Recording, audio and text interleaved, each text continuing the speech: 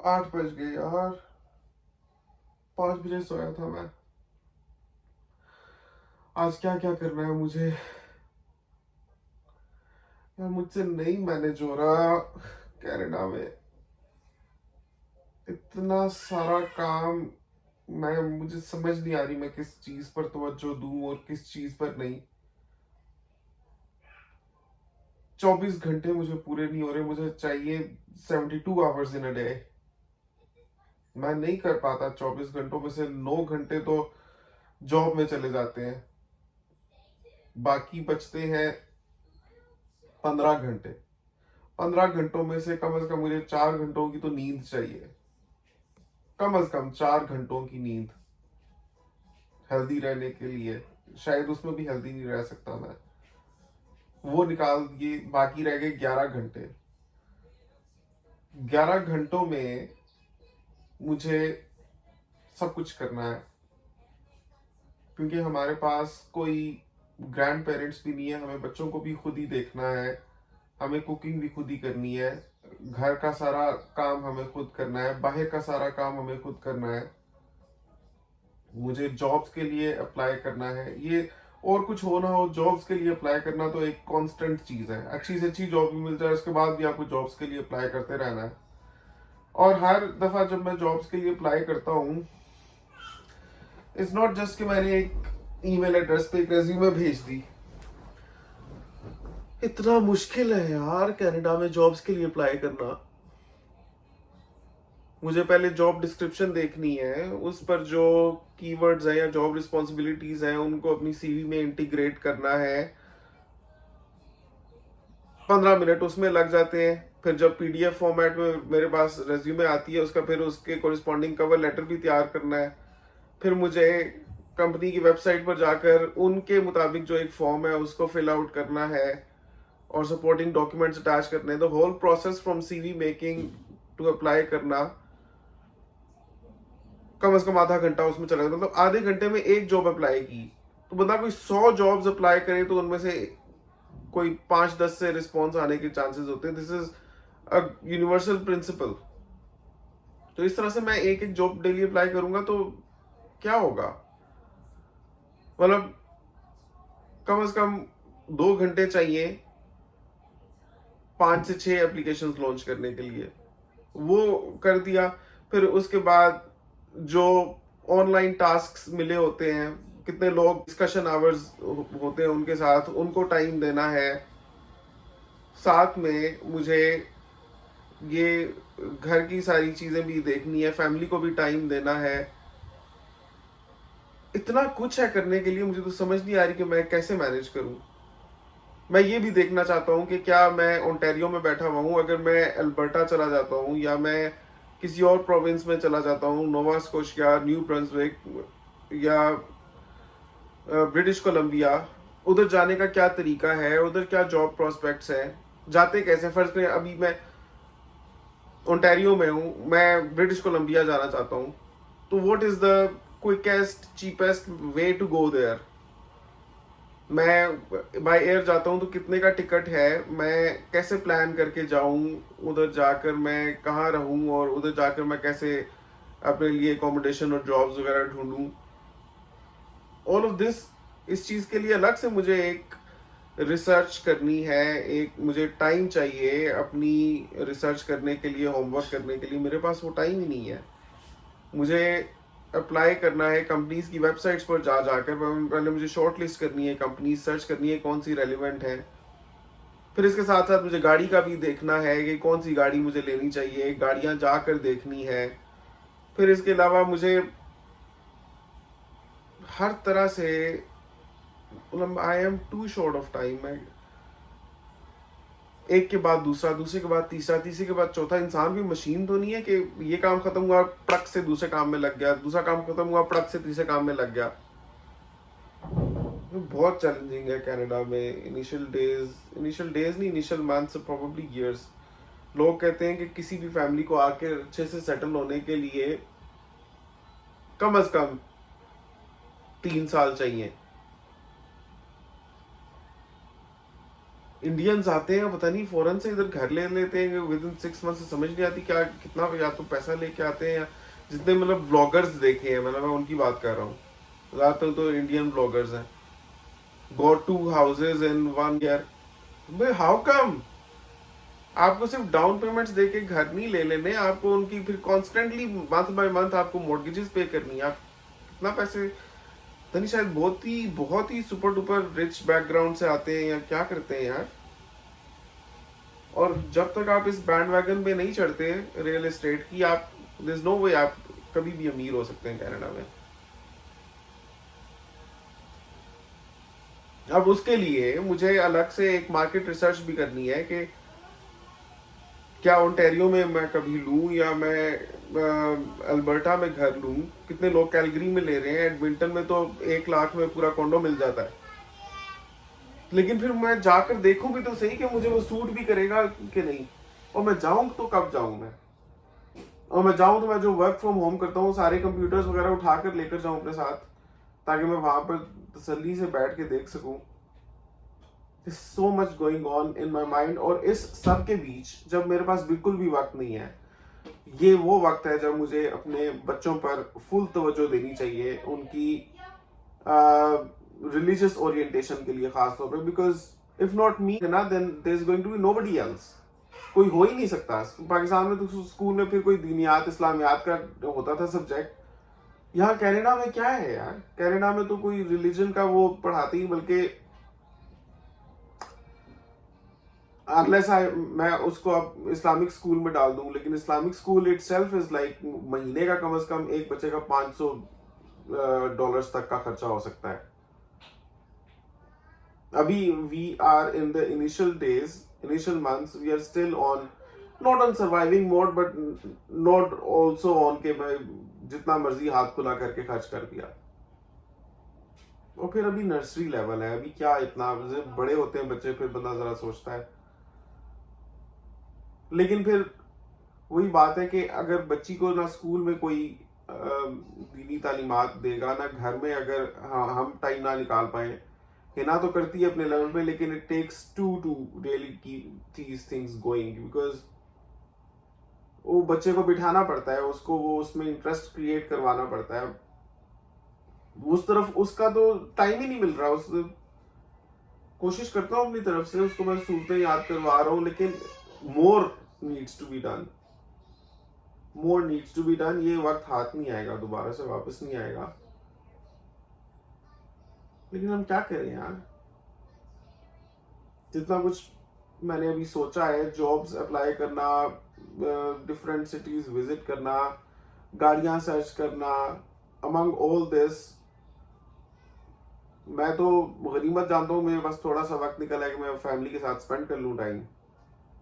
उसमें to have a vision and a mission, और उसके मुताबिक आप डेली एक, जब तक रेगुलर चीज नहीं होगी, बच्चों के साथ आप टाइम स्पेंड नहीं करोगे, उनको नहीं बताओगे दीन की बातें, उनका इंटरेस्ट नहीं डेवलप करोगे, तो खाली अगर इस माशरे पर छोड़ दिया, फिर तो बहुत समझ नहीं आ रही है। एंड देन वो फैमिलीज क्या करती है जिनमें दोनों हस्बैंड वाइफ काम कर रहे होते हैं। इस तरह से वक्त गुजरा है, इस तरह से वक्त गुजरा है। और यहाँ पर कुछ पढ़ना भी पड़ेगा ऑनेस्टली। इधर की पढ़ाई के बगैर ना आप अपनी मर्जी के प्रोफेशन में एक हाई लेवल जॉब पर नहीं जा सकते हैं, अनलेस आपके पास बहुत सॉलिड रेफरेंस हो। इवन विद सॉलिड रेफरेंसेस आपको यहाँ की पढ़ाई चाहिए।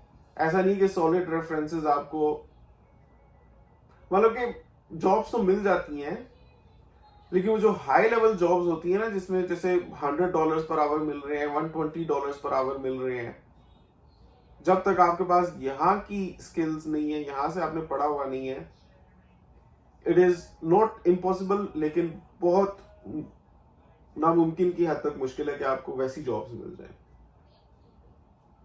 अब वो भी मैंने सोचा हुआ है कि मैंने कौन सा कोर्स करना है क्या, लेकिन उसके लिए भी अप्लाई करने के लिए मुझे दोबारा से आईएलटीएस देना पहले, एकेडमिक। अब मैं उसकी डेट देखूं, उसको बुक करूं, फिर आईएलटीएस एकेडमिक दूं, फिर उसके बाद मैं रेफरेंस लेटर्स कंपाइल करके और फिर वो कोई इस साल नहीं शुरू हो जाएगा, ये कोई इस साल पहले से प्रोसेस शुरू होता है तो अगले साल अपन एनरोल होते हैं, उसमें भी तो वक्त चाहिए। कौन सा मैं अपनी मर्जी का कोई कोर्स कर सकता हूँ, डिप्लोमा या समथिंग विदाउट, मतलब इंस्टेंटली। या शायद मैं बहुत ज्यादा सोच रहा हूँ, 5-6 महीने still consider just the initial phase. सब लोग कह रहे हैं कि इधर हम आए और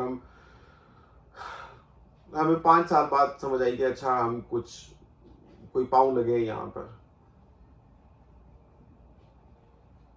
स्ट्रगल है, लेकिन इवेंचुअली अल्लाह ताला करे इंशाल्लाह सक्सेस हो जाती है। सक्सेस तो कनाडा पहुंच जाना in itself is success in many ways. लेकिन वो जो चीज होती है कि इंसान को एक सक्सेस मिल जाए तो इंसान रुक के उसको थोड़ा एंजॉय करे, उसको अपना अकम्पलिश्ड फील करे, वो चीज नहीं है इधर। आप इससे पहले कि आप वैसे जरा रुक कर एहसास करो कि आपको कोई चीज अचीव हुई है, आपके सामने इतने सारे चैलेंजेस होते हैं कि आपको उतना भी वक्त नहीं मिलता कि आप ये सोचो कि जिंदगी में यहाँ पहुंचकर भी आपने कितना कुछ अचीव कर लिया, क्योंकि मिलियंस ऑफ पीपल हैं ऑल ओवर द वर्ल्ड जो they would give any money to reach here. And it makes sense, इसकी वजह भी है।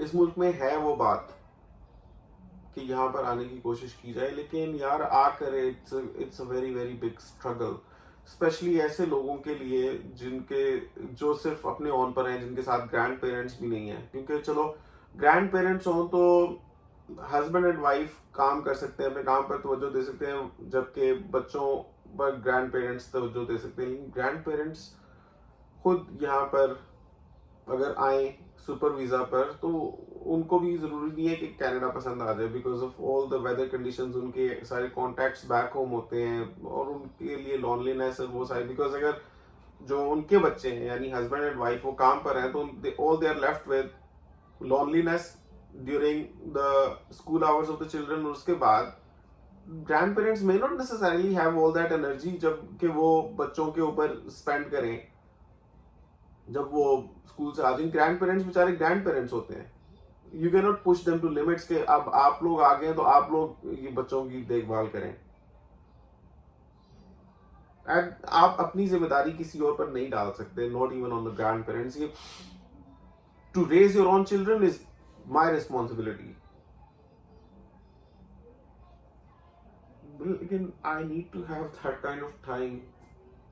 And then we always need to stop, think, reflect and steer our life in the right direction. अब इसके लिए अभी ये जो मैं सोच रहा हूँ, I could have done so many things यार this time। अभी जॉब शुरू हो जाएगी, मुझे खुद का इंशाल्लाह बिजनेस करना है, उसके लिए लाइसेंस चाहिए। लाइसेंस तो भूल ही गया, अब मुझे प्रोफेशनल इंजीनियरिंग लाइसेंस चाहिए, मुझे प्रोजेक्ट मैनेजमेंट प्रोफेशनल लाइसेंस चाहिए।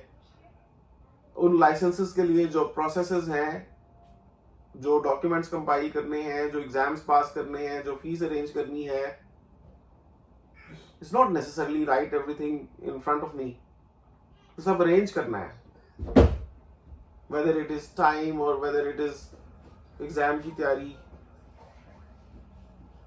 कैसे करूं? है ना, आपकी लाइफ में डिफिकल्ट हुई है कनाडा आके? ऐसी वैसी हिना के पास तो बताने तक का टाइम नहीं है, ऐसी वैसी कह के चली। ऊपर से यूट्यूब चैनल, कोई बस ऐसी फजूल सी वीडियो अपलोड कर दो तो अपना एल्गोरिथम में इफेक्ट हो जाता है और आपकी वीडियोस की व्यूअरशिप लूज हो जाती है। और काम की वीडियो बनाओ तो बनाने बनाते उसका खाली एक थंबनेल बनाने में 1 घंटा लग जाता है। इट्स नॉट जस्ट कि आपने सॉफ्टवेयर खोला और जनाब उसके ऊपर लिखाई की एंड वो 2-4, you have to properly come up with a concept के आप थंबनेल के जरिए दिखाना क्या, बिकॉज थंबनेल इज एवरीथिंग। उसके जरिए मैं दिखाना क्या चाह रहा हूँ, वो सारा कॉन्सेप्ट सोचने, उस हिसाब की ड्राइंग एंड मर्जिंग एंड वो सारी चीजें इफेक्ट्स क्रिएट करते 45 मिनट्स तो कहीं नहीं गए। फिर मैं and people expect me to make a video every single day. Which is a good thing, लेकिन यार मैं कैसे वो टाइम लेके आऊं, और फिर मुझे सच बोलना है। खैर मैं बोलता तो हमेशा सच ही हूं माशाल्लाह, जेन्युइन ऑनेस्टी। लेकिन यार फिर भी कोई वीडियो का कॉन्सेप्ट होता है, हर वीडियो का कॉन्सेप्ट, हर रोज एक नया कॉन्सेप्ट सोचना, और लोगों को वो कोई रेपिटेशन भी नहीं चाहिए, लोगों को हर दफा एक नई बात चाहिए, कुछ नया, कुछ वैल्यू जो उन्होंने पहले, ठीक है एज ए न्यू व्यूअर तो कोई देखेगा तो उसको वैल्यू महसूस होगी, तो वो तो कुछ भी आप जो बोल रहे हो रूटीन में भी वो उसके लिए नया है, लेकिन वो लोग जो चैनल देखते आ रहे हैं वो बात सुन चुके हैं पिछली वीडियोस में भी, उनको जब वही बात रिपीट होती मिलती है तो वो कहते हैं कि अब now there's nothing new to share. तो to come up with a new concept every day और फिर उस हिसाब की वीडियो बनाना, और फिर लोग कहते हैं यार कंघी करके आया करो, कपड़े अच्छे, ओह माय गॉड, मैं उसमें पढ़ूं तो पहले तो मैं 20 मिनट लगाऊं उसमें तैयारी में, एंड देन ना आप क्यों आपके चैनल पे कुछ आ नहीं रहा? क्योंकि मैं बच्चों को देख रही हूँ। मतलब जब भी मैं YouTube वीडियो बनाता हूँ ना तो मेरे कम से कम 2.5 घंटे कहीं नहीं गए उसमें, और ये भी बहुत कम है जो मैं बता रहा हूँ। फिर जब इंसान इतनी मेहनत करके एक वीडियो बनाता है फिर बार बार तवज्जो होती है कि अब उसका क्या बन रहा है, मैं चेक करूँ, फिर उसमें व्यूज आ रहे होते हैं, कमेंट्स आ रहे होते हैं, कितने लोग तो ये शिकायत करते हैं कमेंट्स का मैं रिप्लाई नहीं करता। To read all those comments, फिर हर एक के को पढ़ के उसकी सिचुएशन उसके मुताबिक रिप्लाई करना, यूट्यूब पर अलग, व्हाट्सएप पे अलग, इंस्टाग्राम पे अलग, फेसबुक पे अलग। ये तो एक अपने आप में एक फुल टाइम जॉब है जिसको जितने सही तरह से आप लेकर प्रॉपरली चलो तो फिर उसमें ग्रोथ के प्रोस्पेक्ट्स भी होते हैं। लेकिन फिर फॉर अ फैमिली जो नई नई कनाडा आई है, क्या हमारे लिए ये मुमकिन है कि हम अपने यूट्यूब चैनल्स पर फोकस करने लग जाएं? There is so much to take care of. यार गाड़ी का तो पता करूं, ये मसले तो कभी बस ये अल्लाह ताला ही है, अल्लाह ये वक्त में बरकत डाल दे और ऐसी काम करवाए जिसका कोई आउटपुट भी हो, फजूल चीजों में टाइम ना मैं वेस्ट करूं, अल्लाह से ये दुआ है। अब ऐसे में कुरान भी आपको डेली पढ़ना है, आपको नमाजें भी डेली पढ़नी है। जो काम के दौरान मुझे 15 मिनट की ब्रेक्स होती हैं उसमें एक जोहर का टाइम होता है और दूसरी ब्रेक में असर का टाइम होता है।